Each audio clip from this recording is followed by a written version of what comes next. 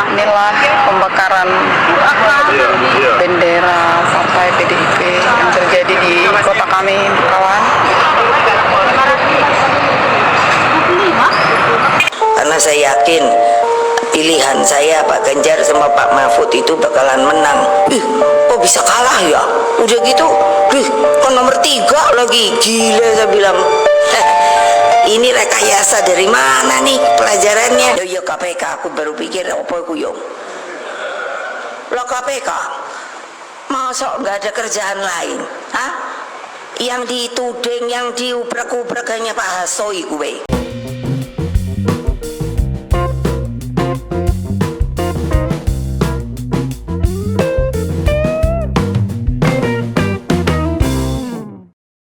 Assalamualaikum warahmatullahi wabarakatuh. Shalom, Om Swastiastu, Namo Buddhaya, salam kebajikan, salam sejahtera bagi kita semua. Kembali lagi dengan saya di sini Leonardo Sirait di channel kesayangan kita ini, Sirait Media. Oke teman-teman, kali ini kita akan membahas hal yang sangat menarik untuk kita simak bersama-sama ya. Nah, di video ini ternyata kemarin ada yang belum bisa move on atas kekalahan Pilpres di 2024 kemarin ya. Ini memang kekalahan itu sangat menyakitkan. Ditambah lagi kekalahan itu yang dipupuk atau dipelihara dengan rasa kebencian dan dendam. Ini ada yang sangat menarik lagi teman-teman. Katanya sih ada yang membakar bendera partai mereka di saat bertepatan hari ulang tahun partai mereka gitu ya. Ini jangan-jangan permainan mereka sendiri, siapa yang tahu ya. Jadi seolah-olah mereka itu terzolimi, seolah-olah terintimidasi ya. Tujuannya agar untuk mencari simpatisan masyarakat. Bisa jadi ya. Karena kita paham betul kubu ini adalah kubu yang pandai dan cerdas memainkan drama Koreanya ya kan. Ini ada yang tak kalah lagi gitu ya. Lebih menarik lagi nih teman-teman, pembakaran bendera partai.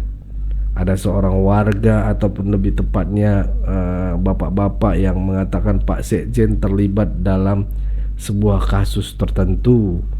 Dan lebih hebohnya lagi, beliau mempunyai bukti katanya. Oke, tanpa berlama-lama langsung aja kita saksikan video berikut ini.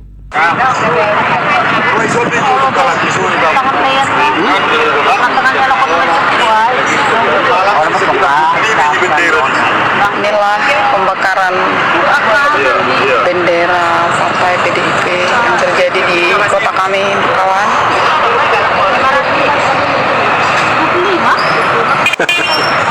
Kami para kader PDIP sekarang masih di lokasi. Ini kota kami teman.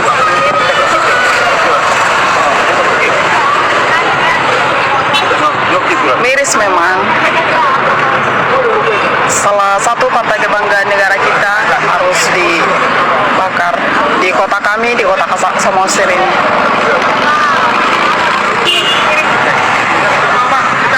Karena saya yakin pilihan saya Pak Ganjar sama Pak Mahfud itu bakalan menang.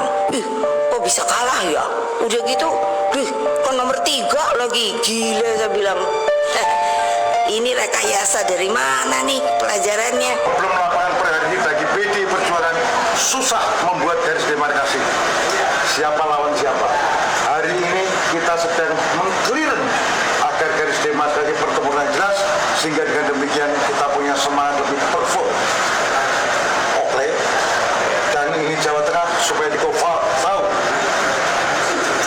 Ambruk di Jawa Tengah. Ganjar Pranowo ambruk di Jawa Tengah. Republik ambruk. Bahasa Inggrisnya the fall of the Jawa Tengah. Will be fall of the Indonesia. Benar. Jadi kami ini Bu Yuni, Pak Yanto, Pak Parto itu hari ini berat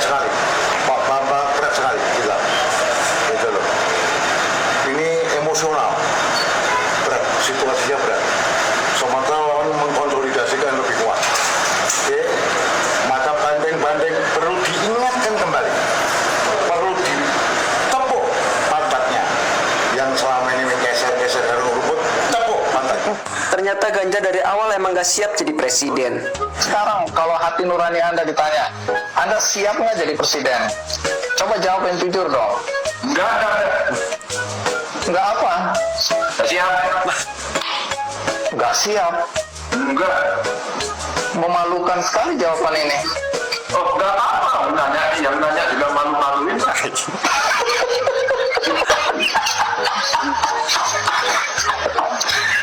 Emangnya di mana ya? Mas Andi, ntar dulu. Emangnya mau jadi presiden ya besok ya. Surveinya udah tinggi. Gampang emang orang Indonesia gampang mikir gitu. Yo KPK, aku baru pikir apa aku yo. Lo KPK, masa nggak ada kerjaan lain? Hah? Yang dituding, yang diubrak-ubrak hanya Pak Hasto gue. Oke teman-teman, sekarang saya mau buka-bukaan ya. Sekarang saya buka semua. Tahukah kalian siapa yang mendukung PT Pratama Prima Bajatama? Saya tegas di sini dan saya punya bukti rekaman suara dari staf kantor Partai DPC PDI Perjuangan Kota Bekasi. Saya punya rekaman suara yang mana Deddy Setiawan akan membantu sekian ton besi untuk pembangunan kantor DPC PDI. Lalu siapa dibalik daripada backing Deddy Setiawan PT Pratama Prima Bajatama yang menggelapkan pajak negara?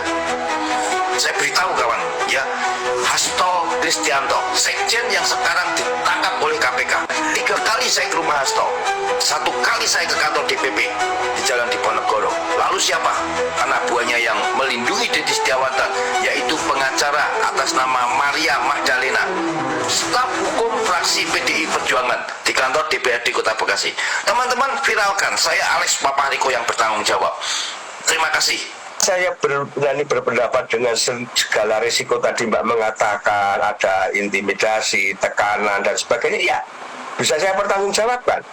Yang namanya pembulian, yang namanya ancaman, ada nyata, ada di handphone saya, ada kok.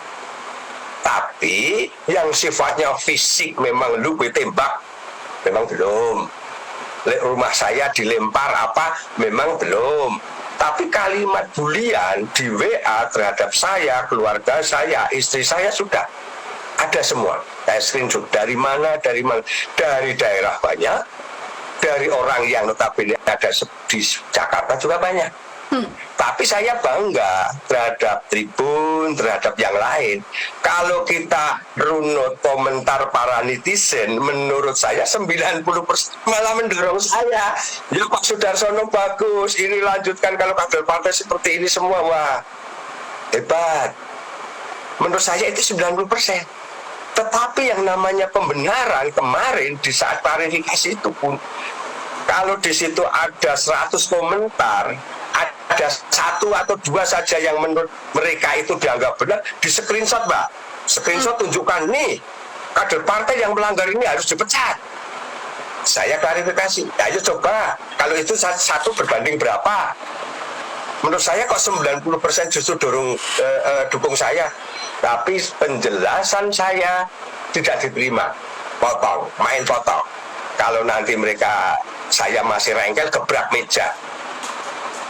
Dan gebrakan meja dan sebagainya itu rekaman pasti ada. Kalau mereka tidak di suatu saat, kalau investigasi begitu ya, rekaman ada di mereka. Mau mereka itu potong atau apa ya, saya itu hak dia, karena saya sendiri tidak merekam. Itu Mbak. Bapak, ini kan ancaman intimidasi yang diterima oleh Pak Sudarsono bahkan terhadap keluarga juga. Ini kan dialami Bapak setelah bagaimana sikap Pak Sudarsono secara vokal untuk tetap mengkritisi apa yang kemudian terjadi dalam kasus Sekjen PDI Perjuangan Hasto Kristianto begitu ya Pak Sudarsono ya. Apakah dengan berbagai deret ancaman ini masih tetap membuat Pak Sudarsono teguh pada pendirian Bapak untuk terus mengatakan bahwa memang apa yang dikatakan oleh Hasto Kristianto ini adalah hal yang salah begitu, atau bagaimana kemudian sikap Bapak setelah ancaman bahkan tidak hanya terhadap Pak Sudarsono saja tapi juga sudah merembet ke keluarga begitu Pak? Iya, dari semua tekanan dan sebagainya, saya Sudarsono malah saya anggap vitamin kok Mbak. Untuk lebih menyemangati saya Lepas kalau nanti ada selembar kertas partai itu memecat saya akan kembali bahwa seorang Soedarsono adalah warga negara Republik Indonesia. Artinya apa? Kalau Soedarsono warga negara Republik Indonesia, saya taat hukum, saya sedikit banyak tahu hukum ya. Manakala itu memang ancaman-ancamannya nyata dan memang betul-betul akan mengancam keselamatan saya, keluarga saya, teror dan sebagainya, negara kan juga punya institusi, Pak. Ya. Saya lebih baik taat hukum. Ada apakah kepolisian, apakah pemerintahan atau yang lain ya saya akan mengadu tentunya kan. Kalau perlu menghadap presiden, kalau bisa. Ini hanya contoh ekstrimnya kan. Karena apa? Kami hak warga negara kan juga dilindungi untuk kebebasan berpendapat.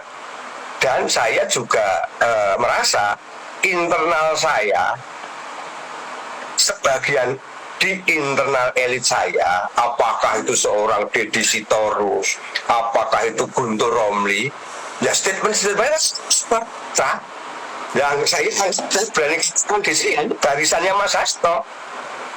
Karena di DPP juga banyak unsur yang lain, banyak elit struktur yang lain. Karena saya lihat di struktur partai ada 33 kok pengurus DPP yang bersuara, ya itu saja.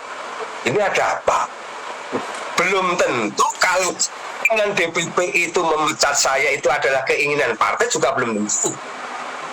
Jangan-jangan ini hanya keinginan dari kelompok kepentingan Hasto. Ini ada yang vokal, yang ingin sebenarnya kritik membangun, tapi dianggap mereka adalah ancaman. Ancamannya apa? Wah, ini meracuni yang lain. Kalau sudah seperti itu, kembali tadi ke pertanyaan Mbak, saya akan suarakan ini terus.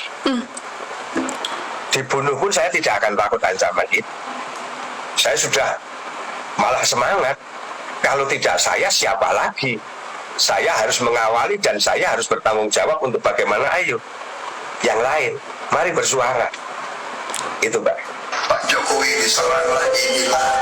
Bukan Pak Jokowi yang jadi ibu, bukan diserang ini apa ini ya kan? Tapi aku lihat beliau senyum aja tuh Pak Jokowi itu. Ya kan? Beliau senyum aja karena itu yang ingin berbakti, yang ingin mengabdi, yang ingin berbuat untuk bangsa dan rakyatnya, tidak ada tempat untuk perasaan pribadi. Makanya Bu, ada rahasia Presiden Jokowi yang ditutup-tutupi oleh Jokowi. Sudah ditutup-tutupi, tapi kebongkar juga akhirnya.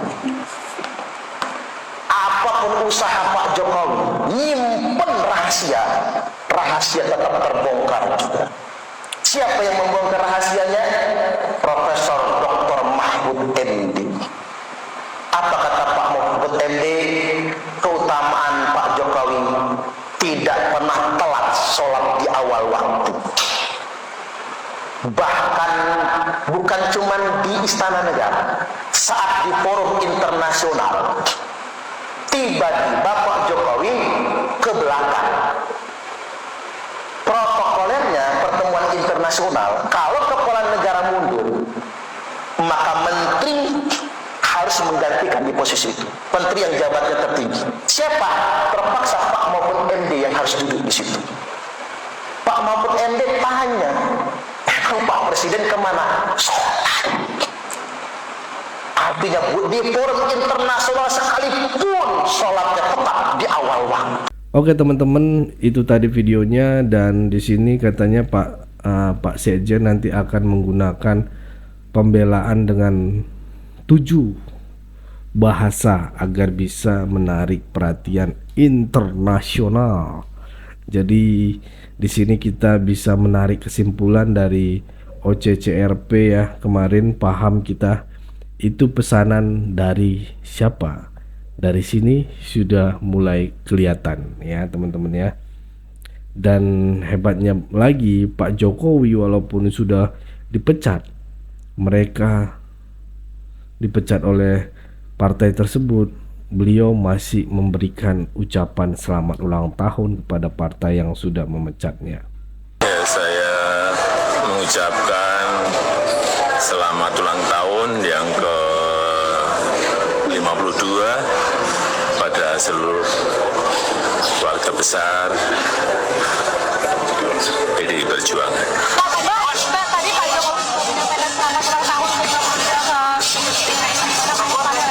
Terima kasih Pak Jokowi. Kira-kira apa ada pesan-pesan sendiri atau ya Ya, terima kasih Pak Jokowi atas ucapannya kepada PDI Perjuangan untuk hari ulang tahun ke-42 PDI Perjuangan. Oke, cukup segitu dulu teman-teman. Berikan tanggapan teman-teman yang menonton video ini bagaimana. Boleh berikan pandangan kalian di kolom komentar. Pesan saya pokoknya tetap jaga persatuan Indonesia, jangan mau dipecah belah, jangan mau diadu domba. Karena NKRI harga mati. Saya Leonardo Sirait, mohon undur diri. Bye-bye.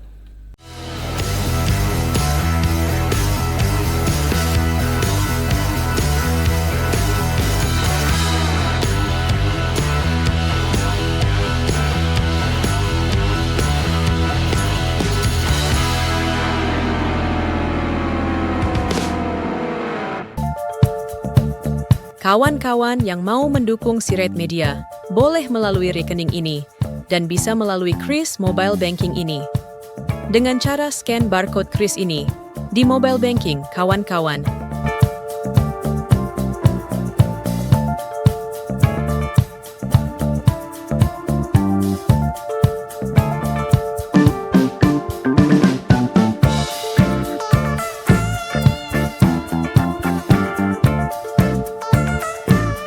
Dan jangan lupa juga mendukung pelayanan di yayasan kami melalui rekening ini dan bisa melalui Kris Mobile Banking ini.